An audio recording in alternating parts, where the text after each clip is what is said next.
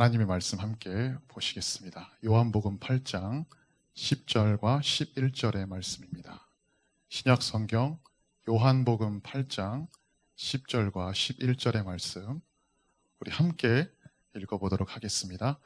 예수께서 일어나사 여자 외에 아무도 없는 것을 보시고 이르시되 여자여 너를 고발하던 그들이 어디 있느냐? 너를 정죄한 자가 없느냐?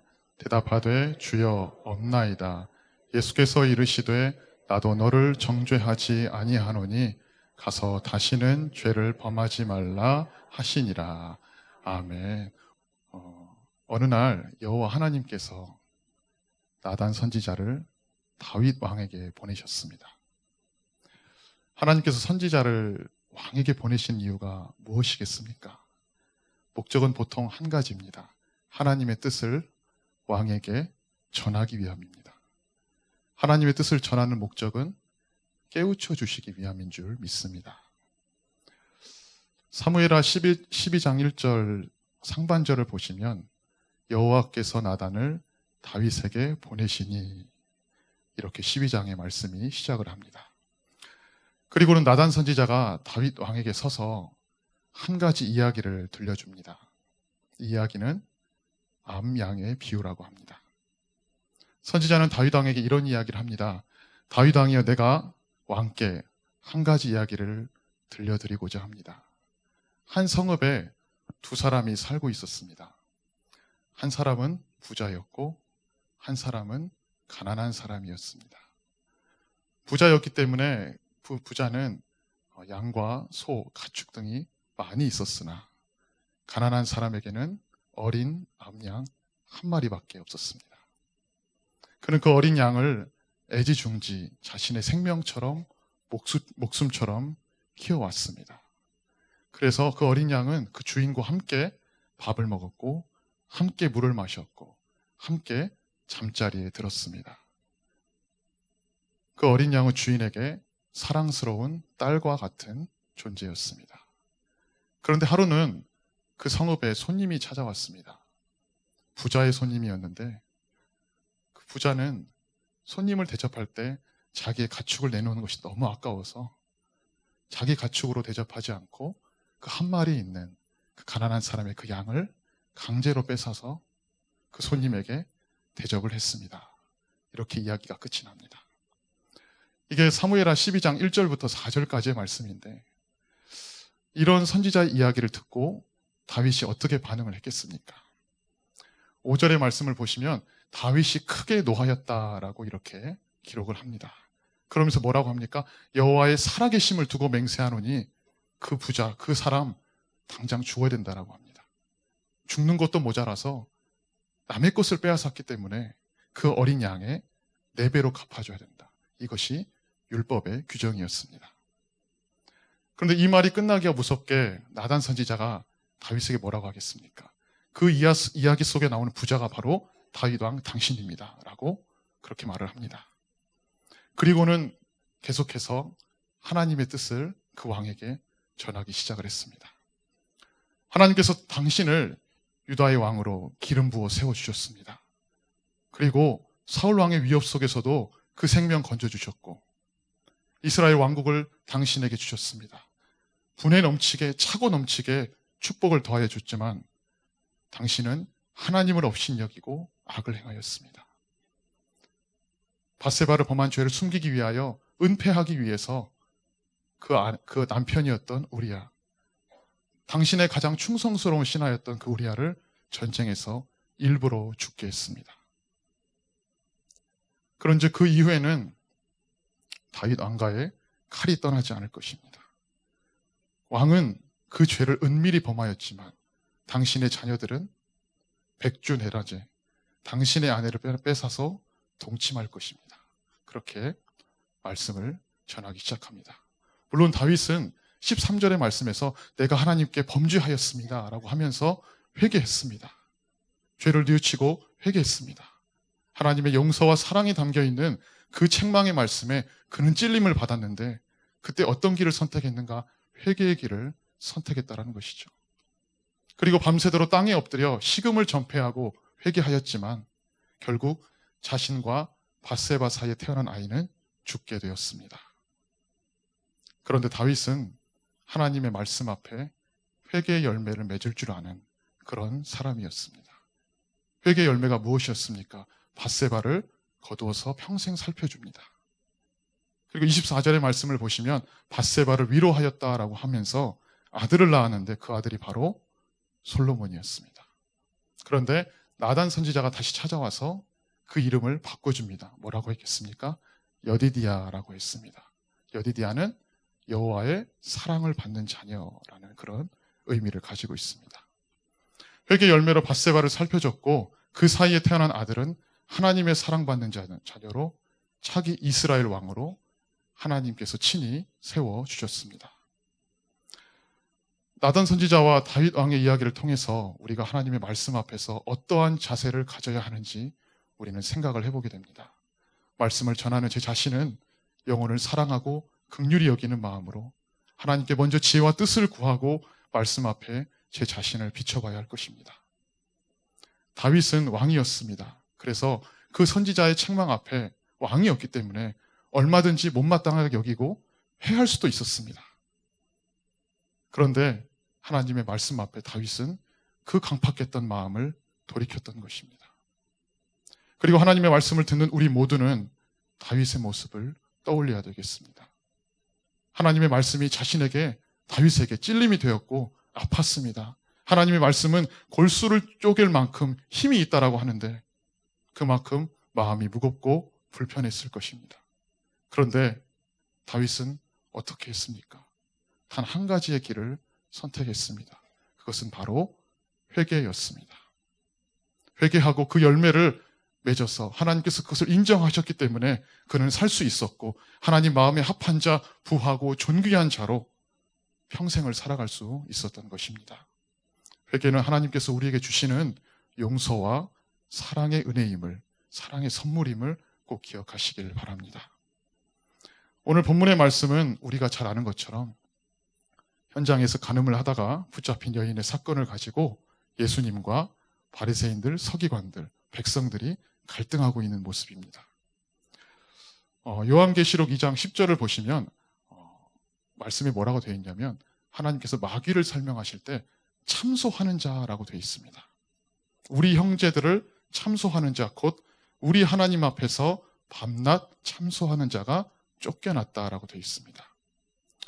자, 마귀는 우리의 영혼과 육을 불행하게 만들어서 결국은 멸망의 길을 가게 하는 그런 일을 합니다. 그런데 마귀는 무엇을 가지고 우리를 참소하겠습니까? 마태복음 4장에 보면 예수님을 시험했던 것처럼 하나님의 말씀을 가지고 우리를 시험한다는 것이죠. 우리 모두는 하나님 앞에서 죄인입니다. 하나님의 율법을 가지고 우리를 평가한다면 우리는 아무도 구원을 받을 수가 없다라는 것이죠. 우리는 누구의 모습을 가지고 있겠습니까? 본문에서처럼 예수님의 모습이겠습니까? 아니면 그 여인을 해하려고 했던 바리새인과 서기관들과 백성들의 모습이었겠습니까? 우리는 가늠하다 붙잡힌 여인의 모습이 바로 우리의 거울이라는 것이죠. 그런데 오늘 본문에는 나타나는 바리새인들과 서기관들 그리고 백성들은 하나님의 말씀인 율법을 참소하는 도구로 사용했기 때문에 현장에서 가늠하다가 붙잡힌 여인을 죽이려고 했던 것입니다. 그러나 예수님은 어떻게 행동을 했겠습니까? 그 여인을 향해 참아주시고 기다려주시고 인내해 주셨다는 것이죠. 이게 오늘 말씀의 핵심인 것입니다. 만약 예수님께서 우리들의 모습을 보시고 참지 않으시고 기다리지 않으시고 인내하지 않으셨다면 우리는 아무도 살 수 없었습니다. 살아남을 사람이 없다는 것이죠. 이유가 무엇이겠습니까? 우리는 의인이 아니라 죄인이기 때문입니다. 오래 참으시고 기다려주시는 그 하나님께서 마지막에는 당신의 아들 예수님까지 우리에게 내어주셨기 때문에 십자가에서 죽으시고 부활하심으로 우리는 비로소 거듭난 하나님의 자녀가 될 수 있었던 것입니다. 이러한 주님의 용서와 사랑의 은혜로 부족한 종은 오늘도 강단에서 하나님의 말씀을 전할 수 있는 과분한 축복을 누리게 된 것이고 우리 모두가 하나님의 자녀라는 특권을 얻게 된 것입니다. 이처럼 하나님께서 우리를 위해 자신에게 아들까지 내어주시는 은혜를 베풀어 주셨기 때문에 우리는 더 이상 마귀에게 속아서 정죄받으며 살아갈 수가 없다라는 것입니다. 그래서 죄를 회개하여 거듭나서 새 사람 되어야 하고 하나님의 거룩한 백성으로 구별된 삶을 살아가야 하는데, 우리가 만약에 겉으로는 거룩한 척하고 겉으로는 의로운 척하고 겉으로는 겸손하고 온유한 척하지만 뒤에 가서 이와 전혀 다른 삶을 살아간다면 우리 모두는 하나님 앞에서 참 부끄러운 모습일 것입니다. 그래서 강단에서는 사람이 원하는 말이 아니라 하나님의 말씀만을 진실하게 선포해야 되는 것이고, 그 진리의 말씀이 선포될 때 그 말씀이 정말로 하나님의 진리의 말씀이라면 우리는 그것을 하나님의 말씀으로 알고 회개해야 된다는 것입니다. 그래서 사도 바울은 갈라디아서 1장 9절에서 또 10절에서 뭐라고 말씀했습니까? 내가 너희들에게 다시 이야기한다. 만약에 예수 그리스도의 복음 외에 다른 것을 전하면 너희는 저주를 받는다. 너희가 사람들을 좋게 할 것인가? 사람들을 기쁘게 할 것인가? 너희들이 사람의 좋음을 구하고 사람의 기쁨을 구한다면 너희들은 하나님의 종이 아니다. 로마서 8장 5절과 6절은 뭐라고 말씀합니까? 육신의 일을 생각하고 육신의 삶을 따르는 자는 육신의 일만을 생각하고 영을 따르는 자, 즉 성령을 따르는 자는 성령의 일을 생각한다. 육신의 생각은 사망이고 영의 생각은 생명이다, 평안이다라고 기록을 하고 있습니다. 오늘 본문 11절 하반절을 보시면 예수님께서 이렇게 말씀을 하십니다. 함께 읽어보겠습니다.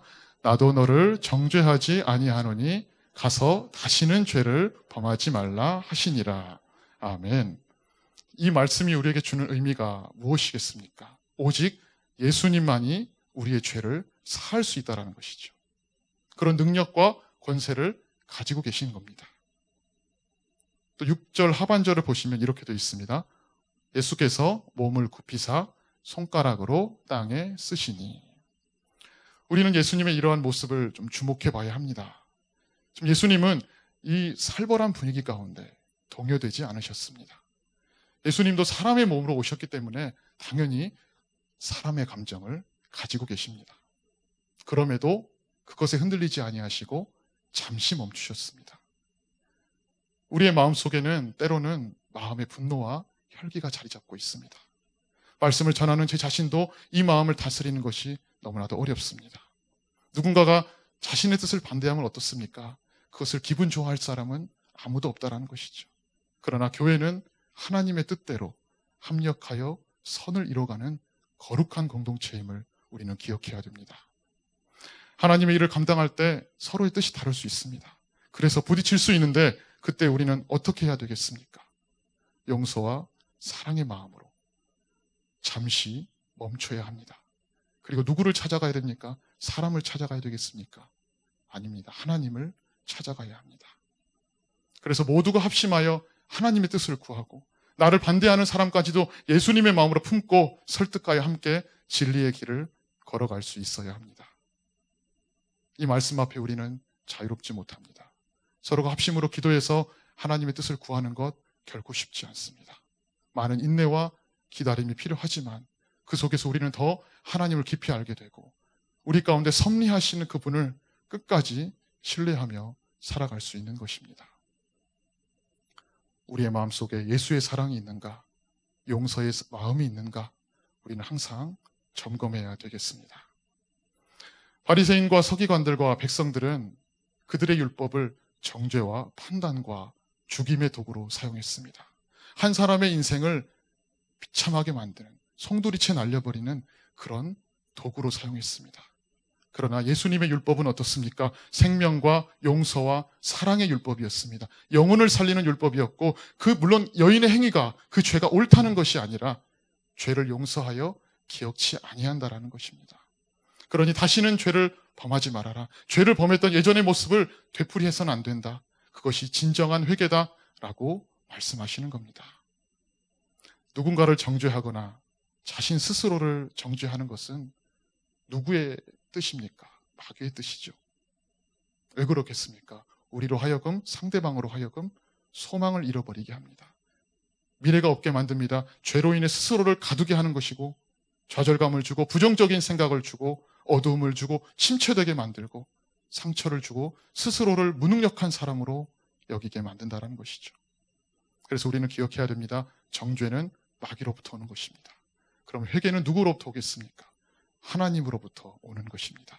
그래서 성령 충만하려면 회개해야 되고, 회개하면 성령 충만을 얻게 되는 것입니다.